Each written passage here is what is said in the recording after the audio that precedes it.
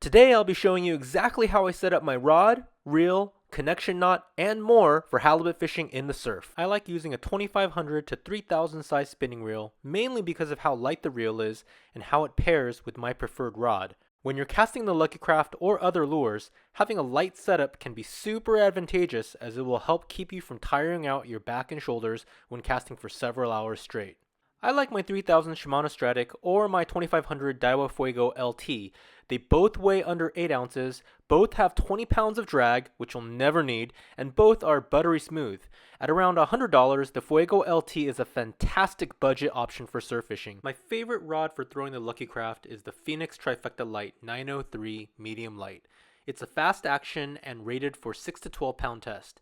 Fast action means the rod bend occurs near the top of the rod, which allows for better sensitivity and helps me tell the difference between a bite or if I'm swimming through eelgrass or bumping into rocks.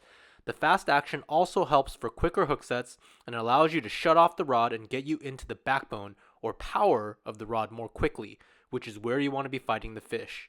Typically, I recommend a medium to medium heavy rod for halibut, but the backbone on the medium light Trifecta Lite is surprisingly robust and can handle bigger fish without an issue. The Trifecta Lite is only one option, so if you're in the market for a rod to throw the Lucky Craft, I recommend you choose one that is 8 to 10 foot, fast action, and medium to medium heavy. Next, let's move to the connection knot. I like using 30-pound braid with 12 to 15-pound fluorocarbon leader. I don't use the fluorocarbon for visibility. Halibut are not line shy. The main reason I use fluorocarbon is for the abrasion resistance. Straight braid will work and is an absolutely effective option for throwing the Lucky Craft, but one weakness of straight braid is that it has a tendency to get sawed off on rocks and other hard structure. I like using the RP knot for connecting my braid to fluoro. This is the knot I use when I'm fishing for bluefin tuna. It's super strong and it hasn't failed me yet. First, I make a loop with the fluorocarbon and hold it down with my fingers. Then I grab my braid and pull it through the loop from bottom to top. It's important to keep the line pinched and keep that loop on the same side the entire time because you're going to need to bring that braid back through from top to bottom at the end. After bringing the braid through, wrap the braid around the fluorocarbon. I like doing around 7 wraps.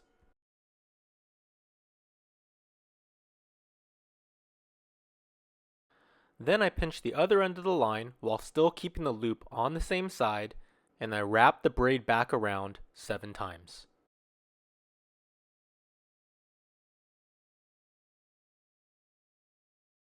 On the 7th wrap, I'm going to pull the tag end of the braid back through the original loop from top to bottom. So just to be clear, in the beginning we pulled the braid from bottom to top, and as we finish the knot, we go from top to bottom. At this point, we're ready to cinch the knot, so I wet the line and then pull from both the main and tag ends. You should see the knot starting to grab. Then I pull with the main braid and the main fluoro and cinch it down tight. Then I cut off the tag ends from both sides, and the final product should look something like this. Next, I like using 50-pound tactical angler's clip attached to the leader. I use the Palomar knot to attach the clip, and I remove the split rings on my Lucky Crafts. This makes it really convenient and easy to swap out different patterns when I'm out on the water. So that's it, guys. Let's see how this does out on my most recent trip to the beach.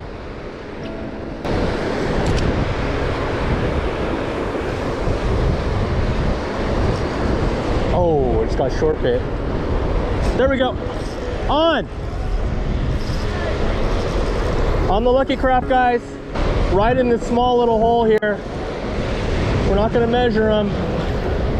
It's not a big one. Oh, he's pulling. Let's take a look here. Oh, he's illegal. That's a legal halibut. Holy cow, he wasn't even fighting. This is the sketchy part. We need a nice push here. When the water's running back, it can be really hard to get him in. Oh, there he goes, he's shaking. Woo! Yeah! Legal, yeah? Yeah, for sure. I got him on the Super Glow MS NKB. All right, guys, legal halibut, 22.5, almost 23 inch. And we're gonna hurry up and try to let this guy go, and I'll tell you guys what I was doing. Get him out of here.